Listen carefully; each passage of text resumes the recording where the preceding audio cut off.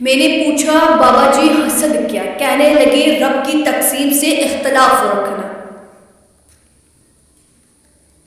جب انسان اندر سے مر جاتا ہے تو حد سے زیادہ خوش اخلاق ہو جاتا ہے۔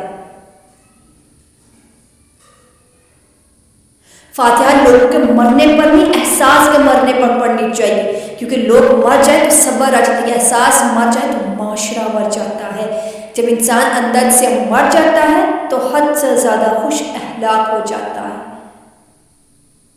کتنا خوبصورت احساس ہم اللہ سے اپنے دل کی ساری باتیں کرتے ہیں، وہ پہلے سے سب جانتا ہے پھر بھی ہمیں سننا چاہتا ہے۔ قسمت گلی ہوئی مٹی ہے، کوئی اس سے اینٹیں بناتا ہے، کوئی کوزہ تیار کرتا ہے، کوئی اس مٹی میں پھول اگاتا ہے۔ نیکیاں کرتے جاؤ، دریا میں ڈالتے جاؤ، زندگی میں جب کبھی کوئی طوفان آئے یہی نیکیاں کشتی بن جائیں گی۔ لفظوں کے دانت نہیں ہوئے مگر یہ کاٹ لیتے ہیں، اور یہ کاٹ لیں تو ان کے زخم کبھی نہیں بھرتے، کبھی نہیں بھرتے، کبھی نہیں بھرتے۔